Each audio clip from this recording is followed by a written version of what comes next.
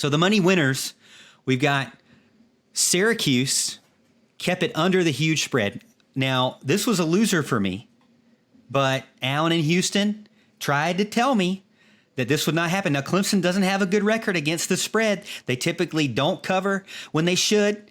And so, I should have known better. It was too high of a spread. I normally say don't go over plus 40. Stay away.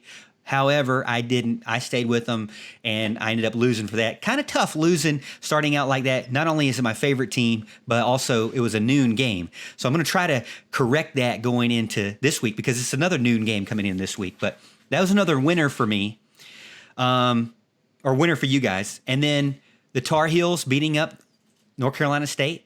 By the way, Finley, who was the brother of the other Finley that played for North Carolina State, ended up being the quarterback. You guys said somebody else that was going to be the quarterback. He ended up not being the quarterback, I don't think. But right.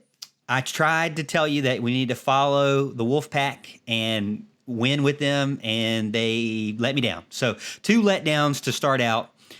But one that kind of resurrected my record or helped me turn things around was Boston College beating up Georgia Tech at home. Thank you so much for Boston College. Alabama, we all nailed that one. Alabama killing Tennessee. We really appreciate that. Houston, here are the 2 that you got hurt on later on in the night. The first one was... Well, I'll hold the first one that I want to talk about because I know everybody in chat wants to talk about this. Alan and I went on a limb and took Indiana plus the points, and they actually won the game in overtime with a Superman stretch, and that's where we ended. Houston said he had something he wanted to say. 2 cents to add to this. If it wasn't for Penn State up 28-20, I was cruising. there. And then 2, even when Indiana scored, I was like, Penn State's going to get the ball. They're going to score a touchdown. I'm going to be A-okay. I'm going to be looking fancy tonight. No, didn't happen. Indiana scores, breaks my heart. Just 2 different ways. Penn State, you stink. You stink, Penn State. Morgan, let's be real. There was no cruising in this game, especially not from his angle. They were down like 17-7 the whole game until like 5 minutes left in the game. There was no cruising. Indiana was up most of the game. Now it was a lot of self-inflicted wounds on Penn State's part, but forget about that. The fact of the matter is, Indiana was up most of that game and had every right to pull out the victory there. He's right, He's right, That's true, Houston. Indiana had a good lead. They tried to give it away. They tried to South Carolina at the end of the game and still came away with the win. I was thinking about it. Michael Penix got in by inches, by the way, which was a big joke over the weekend. I don't know why. But the family show. He doesn't even pull his arm all the way back. It's like he almost got sacked, got sandwiched. But his throwing motion is like throwing darts. And he can chuck it like 60 yards down the field, not even pulling his arm back. Yeah. So the dude's got a cannon on him. But again, they were up a bunch the entire game. Penn State claws back. Actually, they give it back to him, going for it on 4th down with on the 10-yard line. And then they let them score. Penn State running back forgets to take a knee. And he goes into the end zone and is like mad that he scored a touchdown. And I'm like, this just lost it for Allen and I. And then Michael Penix just marches down the field and scores and ties the game. And I'm like, well, now I want them to miss the 2-point conversion so that they can lose with dignity and we can win with the 6 points. But they didn't. They went into overtime. Thankfully, still won. Which, by the way, do you really think that was a touchdown or not? Or the extra point? The 2-point conversion. I do, and I'll tell you why. If you look at that, again, either way, whether they missed it or made it, we covered the spread, so it wouldn't have mattered. But I was straight up pulling for the Hoosiers in that one. And I told you that. I was like, I want the straight up win for Indiana. The spread's not enough. And if you look at the ball, when he crosses the line, yes, he touches probably the ground before it hits the pylon. The problem is when he touches the ground, the ball is angled. It's a slight angle, but it is angled towards the goal line. And I'm guessing, my physics and geometry was looking at everything, and I was like, that's got to be across the goal line by at least 1.5 millimeters. Got to be. Wow, you can measure it. I mean, wow, that is talent to be able to measure it. Not only that, measure it from a TV screen perspective. Right. Wow, Al. Wow.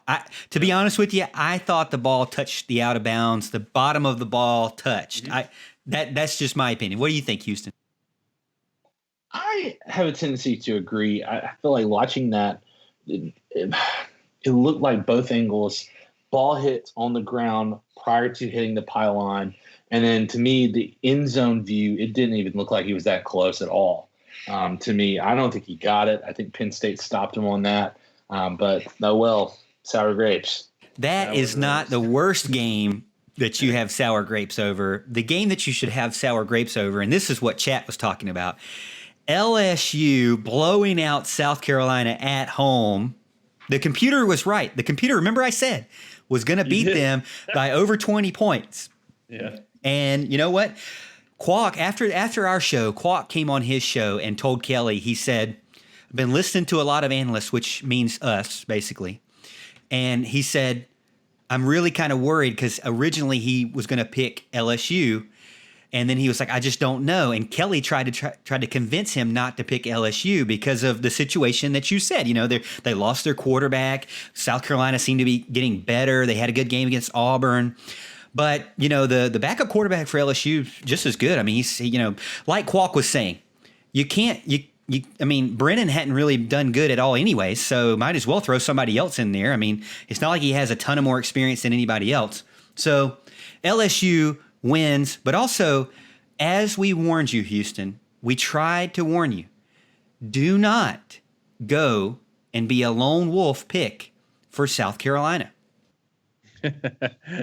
Yeah, you'd think I would have done that. I thought, as bad as LSU are, and look, LSU, you're not off the hook. All right. You play a bad Auburn team this week. You probably might win that one, but you still stink, LSU. I just want you to know that. I can't help the fact that South Carolina's defense, and mind you, all right, this South Carolina team in a 5-year span has allowed Kenny Hill, Drew Lock, Kyler Murray, Sam Howell, and now TJ Finley, each true freshman when they made starts, go off, have their greatest freshman debut ever, all under the guise of South Carolina. And here's the deal. South Carolina actually offensively from a game plan did well, but you can't win games kicking sad field goals, and you can't win games missing sad field goals, all right? You can't win games throwing pick sixes or giving 100-yard kickoff returns. I don't know what South Carolina was doing. I don't know why I was picking them. South Carolina, you were already dead to me to begin with. You're really dead. You're dead to me now. You stink, South Carolina, and you're going to lose the rest of the year. Let's go back. Let's talk about some good things with Houston real quick. He did pick Notre Dame while you and I picked Pittsburgh, so he was a lone wolf winner there. He also did pick Oklahoma while you and I were TCU homers there. So two lone wolf winners. Congratulations, Houston, with that. And then also, I was a lone wolf winner, crazily enough, over Louisville because I told you that Florida State dropped off after halftime. And you guys still went with Florida State. That's okay. I went with Louisville. They ended up covering. So, you know, we had some good lone wolfers. Now we have to talk about some of the ones that we lost on, and that would be Miami. Miami struggling to get in the end zone. Now they had hundreds of yards on the offense, but could not really do more than just kick a field goal. And they were a 99% public favorite against the spread of 11 points and did not cover. Yeah. Wow. Pouring down rain, too. Wow. Okay, so pouring down rain is a big problem. I didn't see the game. Dropping a lot of balls. So I didn't see the game, but that's got to be part of it. And then Virginia Tech losing to Wake Forest and only having one touchdown? Yeah. I'm glad Virginia Tech took the bad juju that Wake Forest gave Clemson in the mid-2000s. That Winston-Salem is a house of horrors for Virginia Tech now. And then Michigan, guys, has found a quarterback that can play the game in Joe Milton, and Minnesota could not hang. They could not hang. They tried. They tried. First two quarters, they tried, but they could not hang the entire game.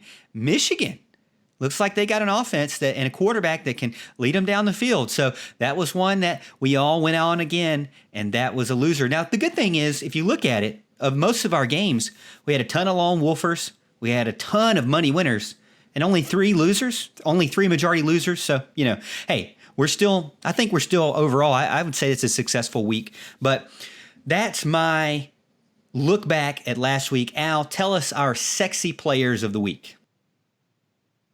All right.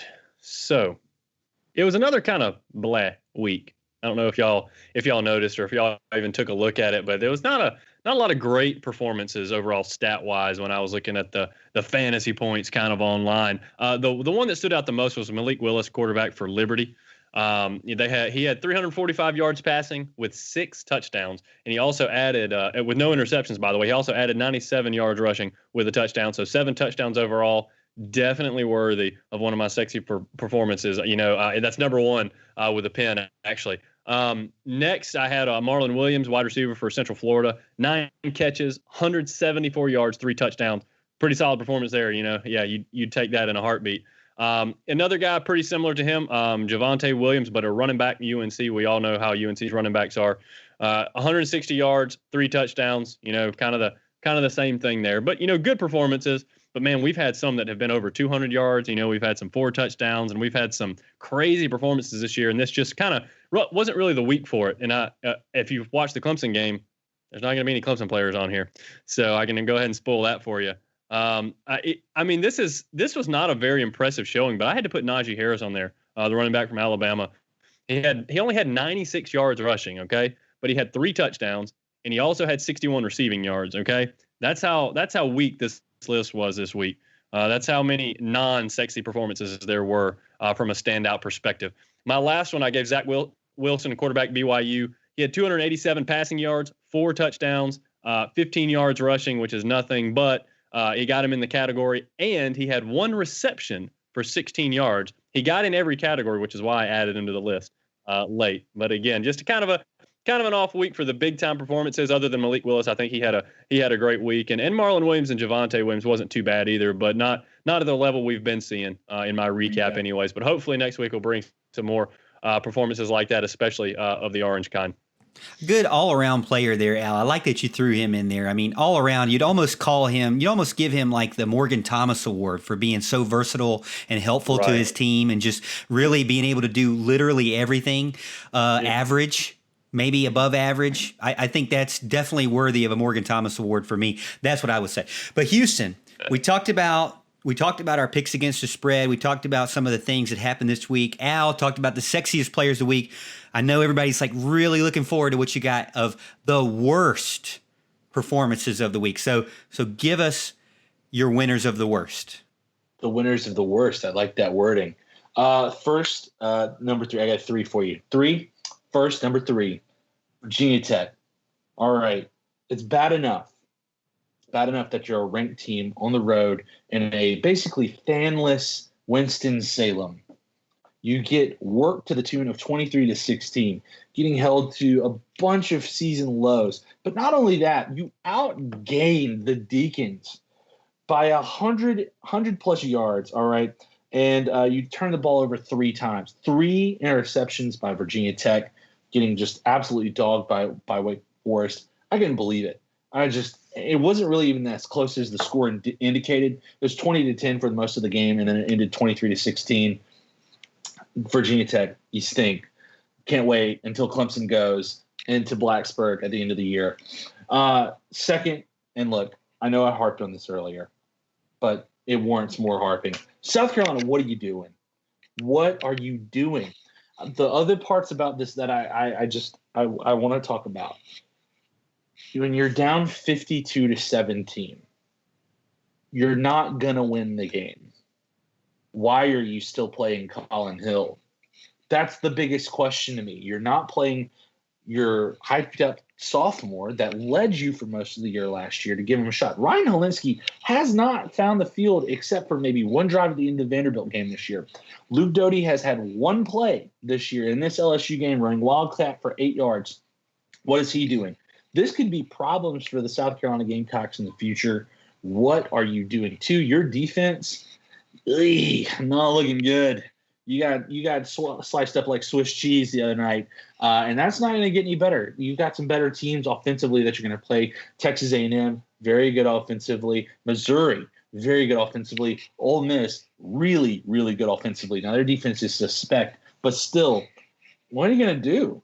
LSU was down this year. This is your best chance to go win in Baton Rouge, and that was your performance.